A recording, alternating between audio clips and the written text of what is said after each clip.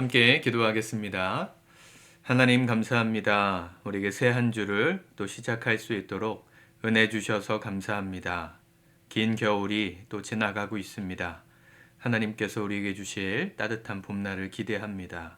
우리 마음에 좋은 소식들이 들려오게 도와주시고 우리의 삶 속에 열심히 추구하고 따라왔던 열매가 맺혀지는 복된 은혜를 오늘 하루 가운데 풍성하게 허락하여 주옵소서.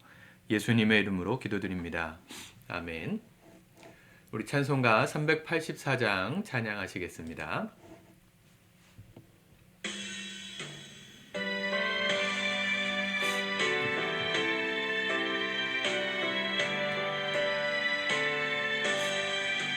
나의 갈 길 다가도록 예수 인도하시니 내 주 안에 있는 긍휼 어찌 의심하리요.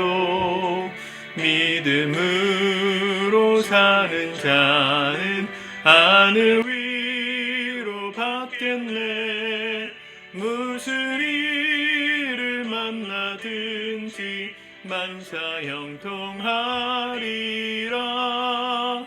무슨 일을 만나든지 만사형통하리라.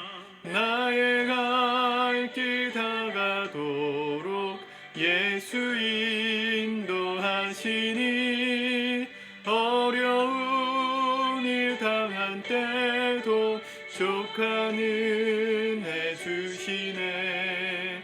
나는 심히 고단하고 영혼 매우 가라나. 나의 옆에 반석에서 샘물 나게 하시네.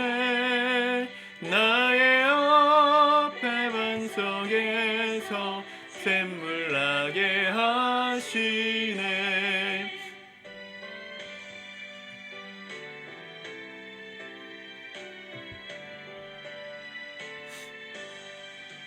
나의 갈 길 다가도록 예수 인도하시니 그의 사랑 어찌 큰지 말로 할 수 없도다.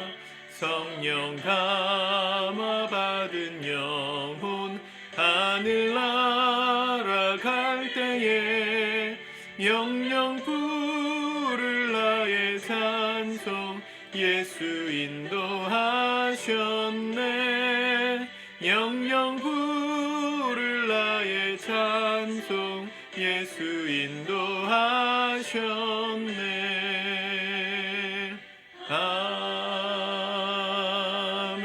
아멘. 아멘. 오늘 함께 보실 하나님 말씀 누가복음 1장 57절에서 80절까지의 말씀입니다. 같이 먼저 읽고 묵상하겠습니다. 엘리사벳이 해산한 기한이 차서 아들을 낳으니 이웃과 친족이 주께서 그를 크게 긍휼히 여기심을 듣고 함께 즐거워하더라. 8일이 되매 아이를 할례하러 와서 그 아버지의 이름을 따라 사가랴라 하고자 하더니 그 어머니가 대답하여 이르되 아니라 요한이라 할 것이라 하매 그들이 이르되 네 친족 중에 이 이름으로 이름한 이가 없다 하고 그의 아버지께 몸짓하여 무엇으로 이름을 지으려 하는가 물으니 그가 서판을 달라 하여 그 이름을 요한이라 쓰매 다 놀랍게 여기더라. 이에 그 입이 곧 열리고 혀가 풀리며 말을 하여 하나님을 찬송하니 그 근처에 사는 자가 다 두려워하고 이 모든 말이 온 유대 산골에 두루 퍼지네. 듣는 사람이 다 이 말을 마음에 두며 이르되 이 아이가 장차 어찌 될까 하니 이는 주의 손이 그와 함께 하심이로라. 그 붙인 사가랴가 성령의 충만함을 받아 예언하여 이르되 찬송하리로다 주 이스라엘의 하나님이여. 그 백성을 돌보사 속량하시며 우리를 위하여 구원의 뿔을 그 종 다윗의 집에 일으키셨으니 이것은 주께서 예로부터 거룩한 선지자의 입으로 말씀하신 바와 같이 우리 원수에게서와 우리를 미워하는 모든 자의 손에서 구원하시는 일이라. 우리 조상을 긍휼히 여기시며 그 거룩한 언약을 기억하셨으니 곧 우리 조상 아브라함에게 하신 맹세라. 우리가 원수의 손에서 건지심을 받고 종신토록 주의 앞에서 성결과 의로 두려움이 없이 섬기게 하리라 하셨도다. 이하이여 네가 지극히 높으신 이의 선지자라 일컬음을 받고 주 앞에 앞서가서 그 길을 준비하여 주의 백성에게 그 죄사함으로 말미암는 구원을 알게 하리니 이는 우리 하나님의 긍휼로 인함이라. 이로써 돋는 해가 위로부터 우리에게 임하여 어둠과 죽음의 그늘에 앉은 자에게 비치고 우리 발을 평강의 길로 인도하시리로다. 하니라. 아이가 자라며 심령이 강하여지며 이스라엘에게 나타나는 날까지 빈들에 있으니라. 아멘.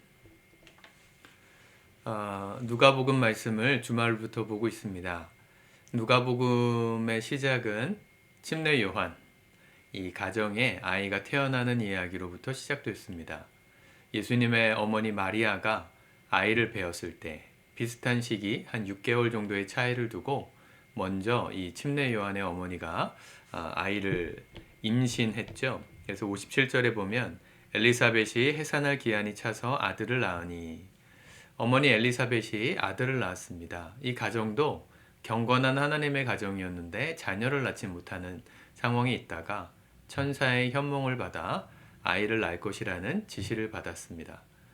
사가랴 아버지가 그것을 제사를 집례하다가 받았는데 그 이름을 요한이라고 지으라고 했을 때 아버지가 그 이름대로 지어야 할까를 고민하면서 있을 때 이 말하지 못하게 하는 해산할 때까지 말하지 못할 것이라는 하나님의 말씀을 듣고 그때부터 말을 못하게 되죠.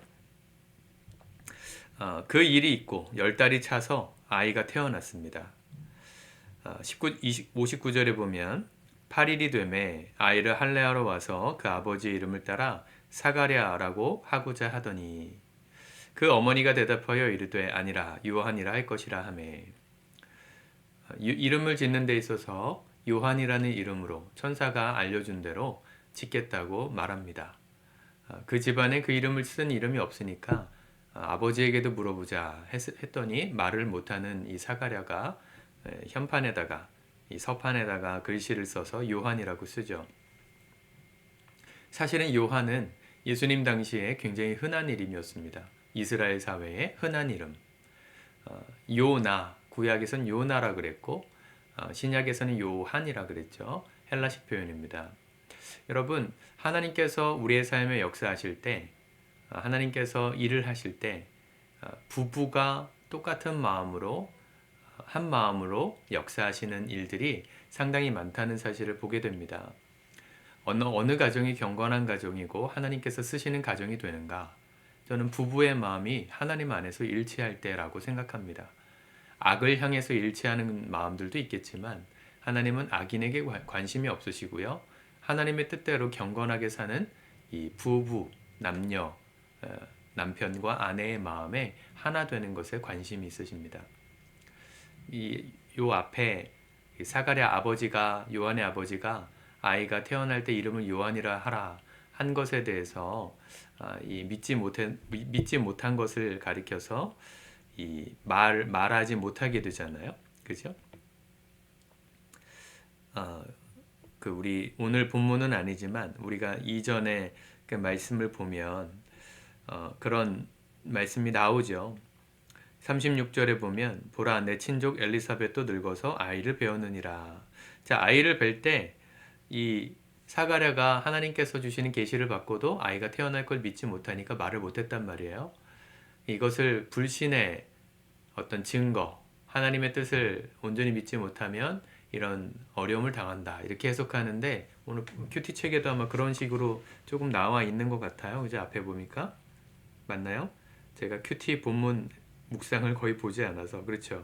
여기 보면 큐티 해설집에 보면 64절에서 66절에 보면 불신의 대가는 침묵이었지만 순종의 결과는 찬송입니다.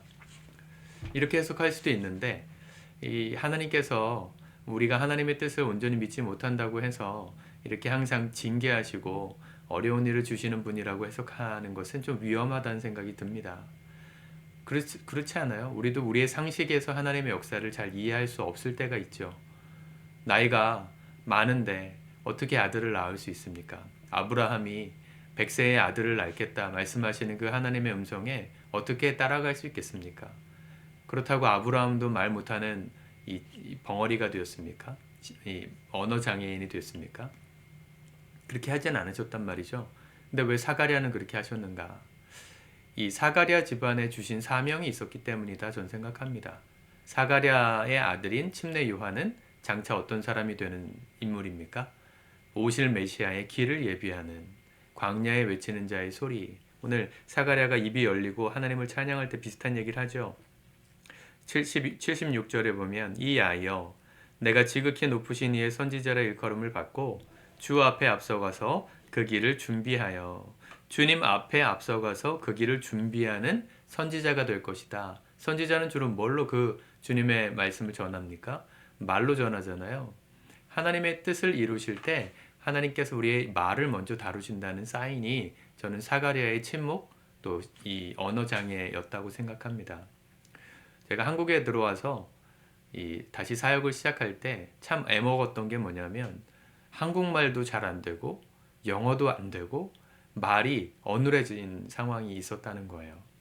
지금도 약간 그런 게 남아 있는데 제가 유학을 가기 전까지 한국말을 참 잘했습니다. 말 잘했습니다. 말빨로 누구에게 져본 적이 별로 없습니다.